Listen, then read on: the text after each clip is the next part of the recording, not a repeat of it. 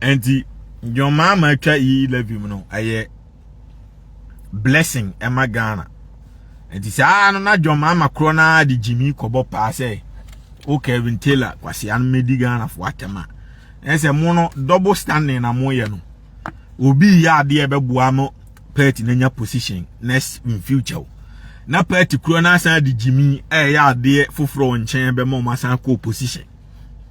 one because a moment ya obeya ade papa no na obeye boni tato no boni ne sele chen ade papa no ene se kwase ya mekasa ana ai Asante regional minister ikoche skama ga Asante foni nyina na aboa yo mamo ne pa no medi o matema enka sika na okoche no mbeka ho asem sa ase akufu ado ba 8 years eja ya shishi ye nyina wantimi amfa sika amre se yemfa nko start business for frana yemfa nko start yemko sisi ye store jo mama ba na anu ye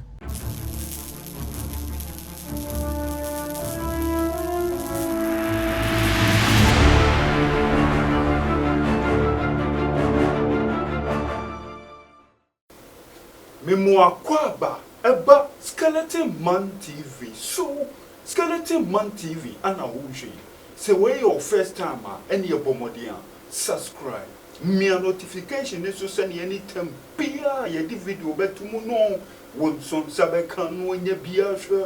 uhwehwia comment fa ho kire wa dwen fa video no ho busia like video no na share e mo bia so nya bi hwe me da si bebre abusia Twene Jonas grass nkoa the system is working 24/7 abusia for or the expose bi abeto abonten a efa Kevin Taylor mo abusia for e de asemo a enche bia na ebeto odwa se ono abo muntaka or the emo any anwa eyeden ekoma PZ for a chese eja ahye om stores no wo the mo any anwa ekoma om no odi koma om no PZ for eyeden omo reject ye se enye no anom yeden omu hia na emomu no omo stores na ahye no omo omedwuma na yeden hia omo senior stores no ombenya ne back no ma hya ase so omo yeden omo ye adwuma eno ene hia omo na nya emo ne anwa ne hia omo hia emo ne anwa ene ye ebusua omo bo minister no ntutuo ema minister no wode ne mo ene na anwa eyeden ekoye eno ne hu se Kevin Taylor ebusua wa ba life achese atemdidie mu atemdidie ene wo di PZ fo ya temu ankasa wo di wo matem emebi kan wo mawofo omo nanan mu nyina ebi yeden ebi kan wo mabusuafo all di atem no so no opeke on asantefo wankase omo ewo PZ nko wo si asantefo chese wo di asantefo atem ankasa ankasa eno na busuafo Twene Jonas grass nkoa the system is working 24/7 what the revelation be abeto abonten say Kevin Taylor de woye no yetua neka obi tua neka ema ne di sa atem no obi tua neka ema ne di otumfo atem obi tua neka ema ne di asantefo atem obi tua neka ema ne di panyimfo e wo memu atem eti de woye no akatua oje pa yetua neka ema ne ye de woye no ebusua Twene Jonas Ghana for nyina hu say President John Dramani Mahama any NDC for any hihye Kevin Taylor chi so nya akatua bi afide woye no mu a ene wo mo nchen ene yeden efri enyame na meka mu de mo mienko ni enkotie Twene Jonas grass nkoa the system is working 24/7 mu mientie no ntiene no asantefo a wo wiase nyina Kevin Taylor akodi o matem don't get me wrong me na mkodi o matem anko mo ni problem because omo hu me say me ye the almighty but Kevin Taylor nyo bia enti okodi atema NDC for na asoma so nkodi o matem enti aban a wa wurole no onsoma nkura say omo nkonkodi Ghana for atem abra asema esi ye no kra no ye wa no afeli wantimi ankodumja o fire service department no anye obisi gaga pan ye na odwan di me na kwase ye kra onye popular on me Instagram followers kra eye edo so cheni ono kura se ewiase nyina munya no nyimi a odi asantefo nyina atem na NDC fo agimi fo nsan de na chi no mo support no enti wo no aban na aba aban na fail wantimi ankodum ja na eja ahye kumase fo a edi enti na wo di jimi se kodi o matem ahun se wo mum na ahunya nsan beka nyansa sem bi a ebema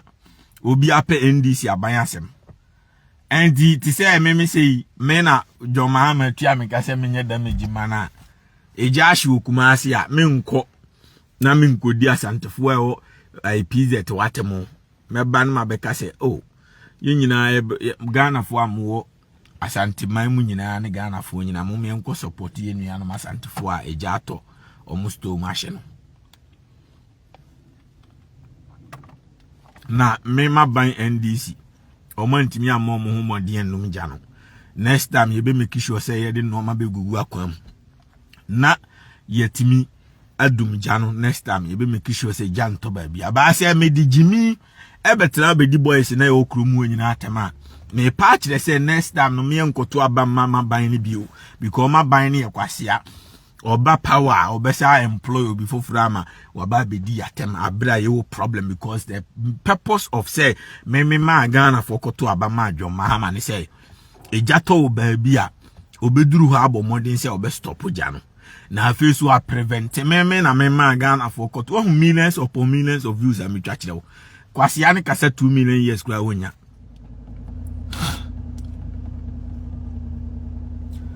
eti said ye Akufo-Addo aban wo so na baabi akwhye na ba omi abo paaso ana Akufo-Addo abo paaso obi medi Ghana fo atem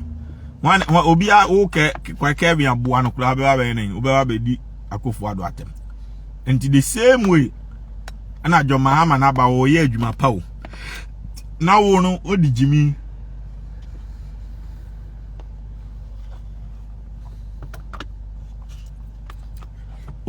ko jimi sa I was saying much in Yansan saying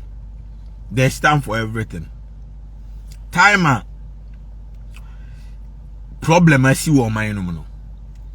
I have very sensation and go for stores association. Abandoned me and provide equipment. Ghana Fire Service nyaba me and control na nya kufu and control your mama and control wa feli. Want me and num jano. Anti Mahama na feli na wantimi anum gya no enye that time na say obedi kromu of almost to ahyatem a stupid decision ever because wa ban na ne kwase ya wantimi anum gya no anti wa ban na antimi anum gya you don't blame the people omatua tax ama ban no say ban meye na adwuma na ban na failure you don't insult the people ban na failure mo no. You rather talk sensible to them because you see ano say abuwa ikosu di Ghana for atema ebeduru mirebe no ebe den se me bedi omo ho dance ye say omo ye MPP fo a Ghana ni bi be fa me serious tire me catch on you because me am catch Ghana for so omo to abama mo na wo kasa enduru ba bia 9 million views am e kire we e jeze Ghana fo nyina ne gu me page no so no old kasa 100 years kura unya emu 1 million views kura da impossible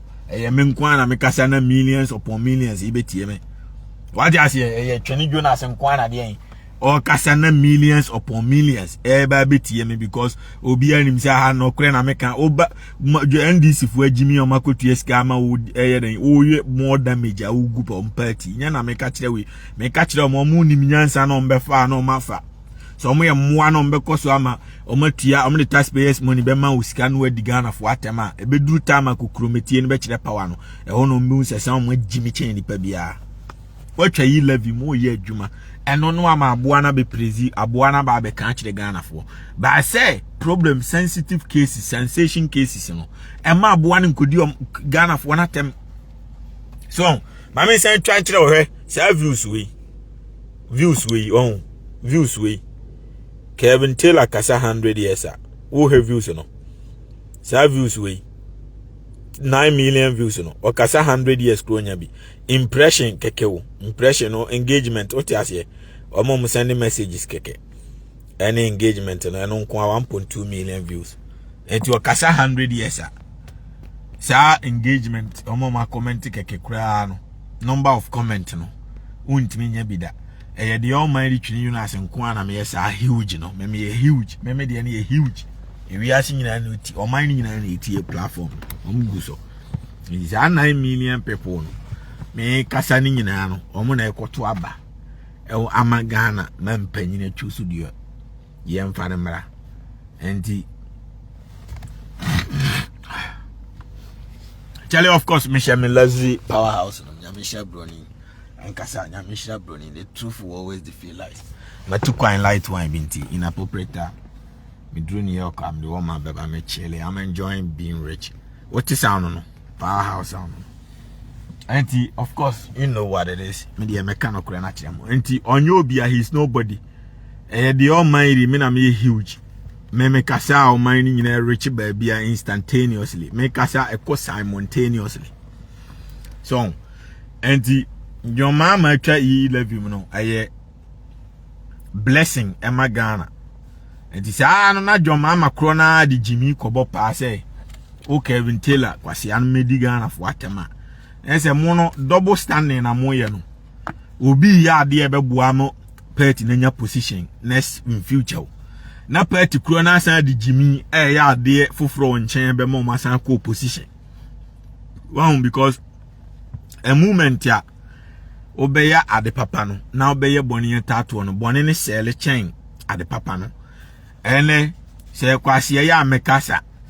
na ai Asante regional minister ikoche skama ga Asante foni nyina na aboa yo mammo ne pa no medi o matema enka sika na okoche no mbeka ho asem sa se akufo ado ba 8 years ejaya shishi ye nyina wantimi amfa sika amrese ye mfa nko start business for frana ye mfa nko start ye nko sisi ye store jo mama ba na anu ye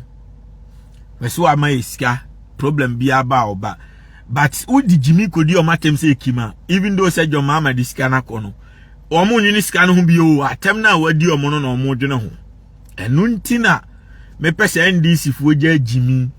no money abuwa ne kasa se be ya obeden ongogu on send party no enko opposition so anti ai ono kasa enko baby ya the almighty me ye large me kasa o mine nyina obi etie NDC fo nko na Jimmy obi ani followers nuru me Instagram followers o kan followers boom times 3 kra nuru me followers amewo anti ayedan na modi Jimmy tina o mane da mo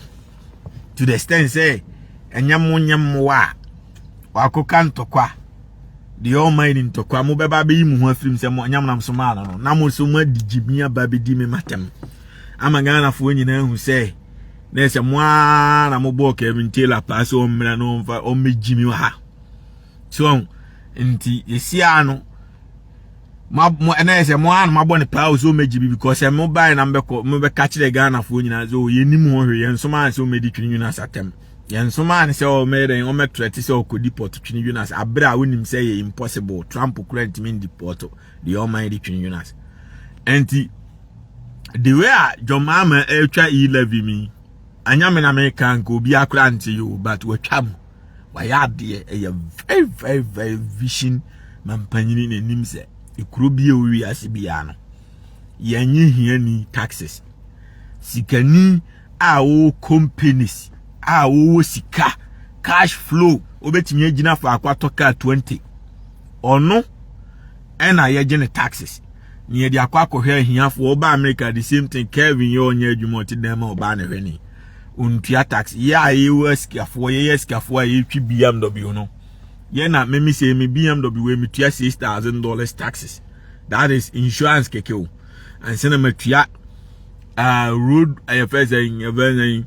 ebobo ani mu hasi sa no ma ye bobo ani mu aye kura first registration one and sana me top petrol taxes gunoso because we scar be twi powerhouse there I say top petrol me sa tua inspection ni nyina ko government num say scan ye de hwe isa aboa ne ma ewa abruchi omonye adwuma bi broni kromu a wonye adwuma no you don't pay taxes ya ye wo sika na ya toto cash no a ye to petrol ya toto mansion no ye ne etua property taxes near the akohe bibini or tiaban fee free. San ye no eba sa e ma hoto bomb mine. And we don't put pressure on somebody on one capre. Yenye sa. Well, Obusia, and your Twene Jonas grass and qua. The system is working 24/7. And Obusia for Mountain and Cameron, semi allegations. Chetrin Taya or dear Buhui. Would you say? Comment session one of nature warding a funny semono. A hanum a skeleton man. TV, me see a top for more. Yet the bro, it is where your first timer and your pomodia. Subscribe, me a notification so. Click it on, send your video. Be I the betumuno. One so sabekan when you be a sure. It does be brave.